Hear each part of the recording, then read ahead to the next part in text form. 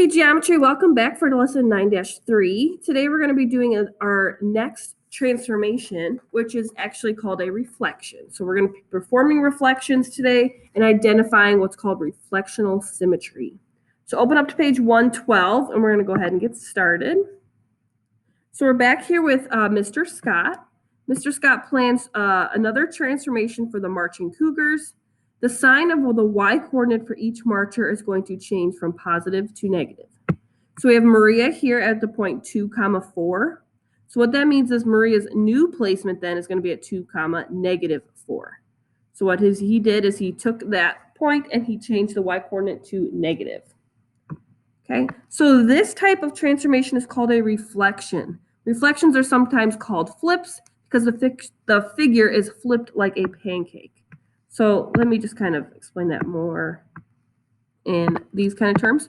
So if we have this point, a reflection is going to be a mirror image over some kind of line. In this case, if we're reflecting over the x-axis, that means this point has to move the same direction as it does above the x-axis below. So it's going to be a mirror image or it's going to flip exactly the same way. So Maria's spot, if I just kind of count, is 1, 2, 3, 4 spots away from the x-axis. So if I count the opposite direction, 1, 2, 3, 4, that should be her new placement. And the same thing happens with all the other marchers. This is an example of a rigid motion. So all of them would have to move the same direction, all marchers. So that's kind of more of a visual where you could see the pre-image and the image, okay, kind of side by side. So a reflection is a flip over some line. We call that our line of reflection. Okay, so your book kind of goes through some rules here about how you reflect it and what the X and Y are going to do. So I just kind of listed these out on the side for us to kind of make our lives a little easier. But anytime we're reflecting over the Y axis, the Y value is going to stay the same, but you just change the X. So it becomes the negative X. Similarly, if we're reflecting across the X axis, the X is going to stay the same, but the Y is going to flip. Okay, and we saw that here with Maria. Okay, if we're reflecting across the x-axis, we're just moving up and down, so that x value is not changing. But since we're kind of flipping it, that's why the y becomes opposite. And then if we reflect over the line y equals x, we're going to interchange our x and our y variables. So x becomes y becomes x. And if you didn't know the line y equals x, I'll just draw that in for you guys really quick, would be this line here. So that would mean this rectangle would reflect kind of diagonally to the other side. So you would take your point, so say this point at 1, -2, we would just switch that, -2, 1. That's where that new point would be. Okay, so see how that would flip over diagonally. Okay, so what we're going to do here is complete this table for 2 reflections. So we're going to take the pre-image and get image 1, let's call this. And then to find image 2, again, you're going to start with the pre-image x, y, and then do that. So you're kind of doing these as 2 separate tables. So pre-image and image 1, and then pre-image, image 2. So go ahead and fill in this table. Look at the rule that they're telling you to use here. And then go ahead and fill in those x, y's with each of those. Okay. If you filled it in correctly, you should have had these ordered pairs. So all we did for the middle table is we just swapped the y, made it negative. And then for the third table, this on the one on the right, all we did was take our pre-image points and flip the y. So in this case, this would be a reflection over the x-axis, and this is a reflection over the y-axis. So a little trick to remember which one's which. If we're reflecting over the y-axis, the y value doesn't change. If we're reflecting over the x-axis, the x value doesn't change. Okay, so just kind of a little clue there for that. Okay, on the next page, we're actually going to make some reflections and some predictions here. So the figure shows an arrow on the coordinate plane. The tip is at this point 4, 10. So 4, 10. So here is our tip. So we're going to predict which way do you think the arrow is going to face if we reflect this across the x-axis. So if I take this figure and reflect it across the x-axis, meaning it's going to flip over the x-axis, which way is that arrow going to be pointing now? Hopefully you kind of visualized it. That arrow will be pointing downwards now if we flipped it. So if I look at this arrow, I kind of tried to copy this as best I could. But if I take this arrow and I flip it down, Okay, that's going to take it across the x-axis like that. So that's kind of your point. Now the placement for these, remember, it's a mirror image. So each point is going to be reflected over that line. So this point is, let's say, here. It's one up from our line of reflection. So our reflection would have to be one down. Our tip is up 1, 2, 3, 4, 5 from my line of reflection.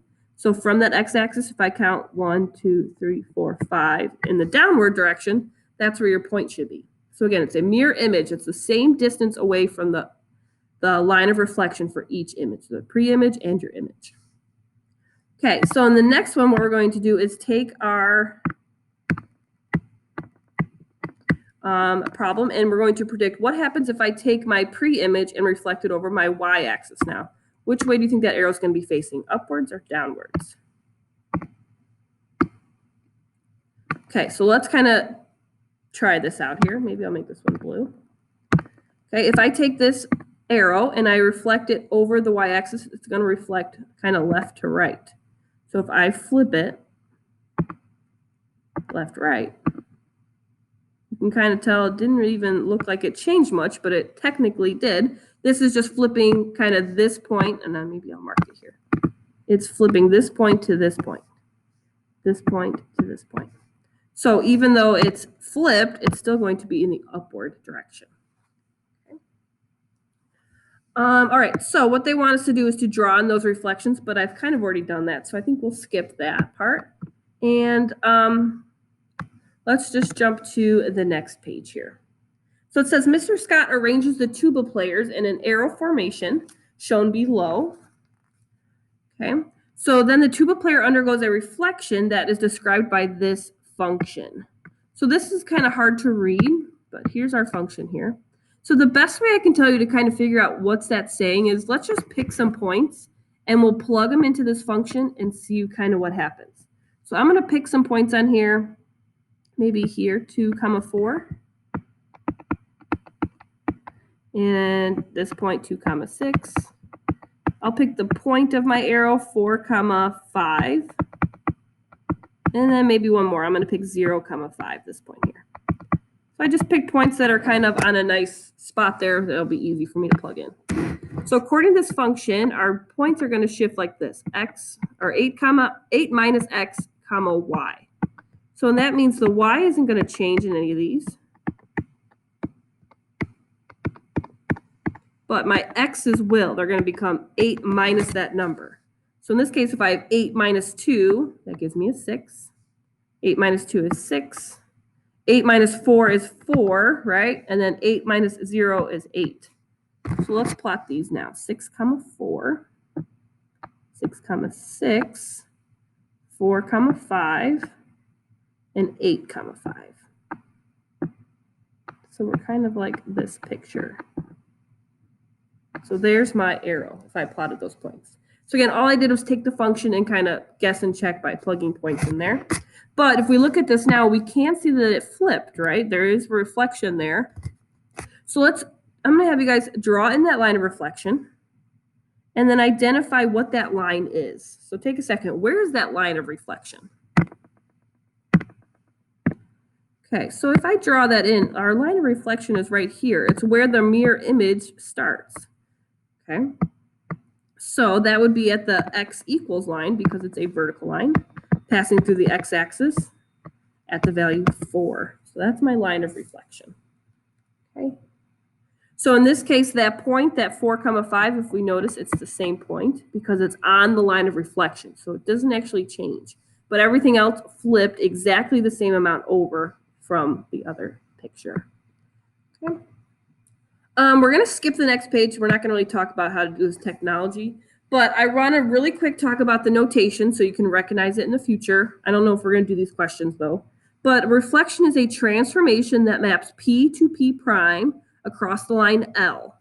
So we're not actually going to do these problems, but I want to point this notation out here. If we use a little r is telling me that it is a reflection. So if you remember from the previous video, big T is a transformation. Or sorry, a translation. I always get those confused.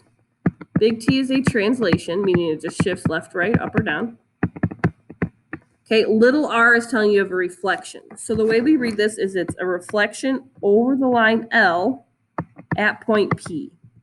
Okay, so that's how you could read that. So in the future, if you see a little r, all you really have to know about that is it's talking about a reflection. Okay, so the last thing we kind of have to cover is on page 117. So this part here, and this is the last thing, and we're going to talk about reflectional symmetry and the line of symmetry. Okay. So we didn't really look at the quadrilateral ABCD, but it's saying it has a reflection of a figure, which means it has reflectional symmetry. So what reflectional symmetry is, maybe I'll just write the little definition here. Okay, it's where 1/2 of the reflection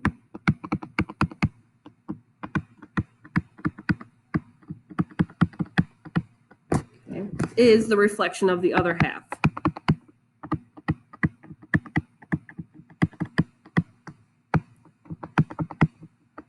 So that's kind of a wordy definition, so let me break it down for you really quick. Okay, and again, this is reflectional symmetry. So what that means is if we take a shape, an example, we have a triangle, a rectangle, and this star shape.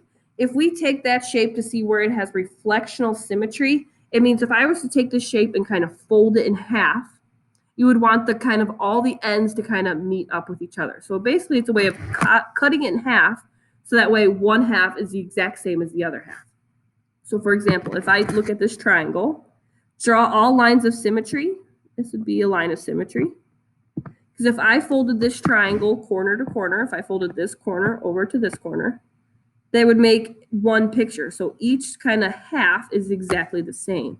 So 1/2 of the reflection is the reflection of the other half. They're the same picture when you draw on that line of symmetry. Okay, if I do this rectangle here, we can kind of fold this, if you remember from maybe elementary school, you could fold it hot dog style, right? And then this corner could map onto this corner and flect over and become a mirror image. We can also cut it in half hamburger style, fat style, so you'd have two kind of rectangles here and here. And then this star can actually give us lots of different reflections. So maybe I'll use a straight line for this one so it doesn't look so sloppy. But I can cut it here in half, right? And then these corners will map onto each other, forming symmetry. Same thing through the middle, but also through all these diagonals. I can also cut it. So lots of symmetry on that kind of star shape. Okay, so again, a reflectional symmetry means that when you kind of cut it through with a line of symmetry, it's going to make the exact same picture on each side of that symmetry. So all I want to do is kind of end this lesson here. I want to talk about the check your understanding problems and have you guys go through these. Okay, so in number 17, you're going to match the figure to the number of lines of symmetry it has. So look at it, which one only has one line of symmetry, which one has 2 lines, which one has 4 lines, and which one has infinitely many lines. Think about that. So start with 17, kind of match each A, B, C, D with the picture here.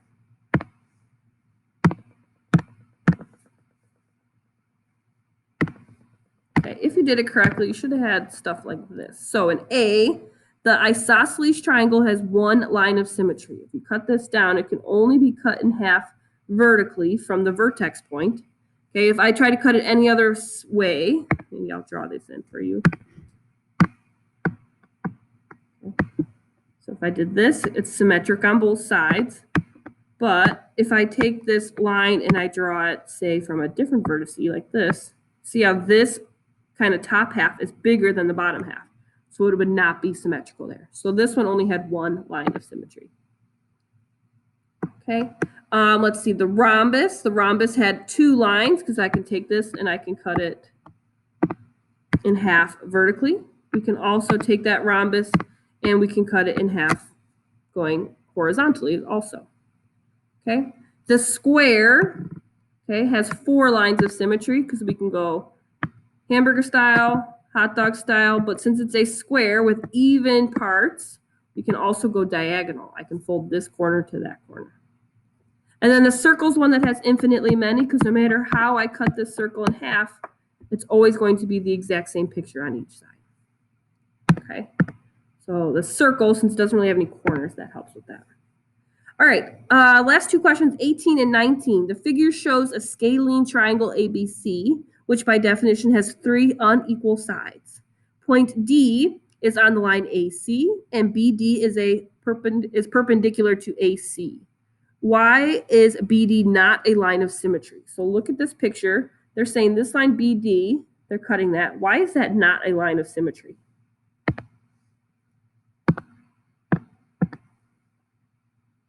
Okay, hopefully you said something along the lines of this. Now, this is what the book said, but it's not creating two equal sides. So it's not creating a symmetrical picture on both sides. So that's why it would not be a line of symmetry. Okay, AB is not a reflective image of CD. Okay, CB. So these lines are not the same. If I flip it over, you're not going to get the same picture. Does triangle ABC have any lines of symmetry? Can we cut this in any way that we would actually get a symmetrical picture? Okay, again, the answer here is no. Since it's scalene, meaning every side has a different length, we can't actually get any symmetry from that picture. Okay. All right, so big takeaways today is knowing how to do a reflection or a flip, okay, over a certain line. So they're always going to give you a line of reflection and how it flips, doing something like that. And talking about if something has reflectional symmetry, but that is about it for reflection. So in the next video, we're going to talk rotation. So I'll see you for that.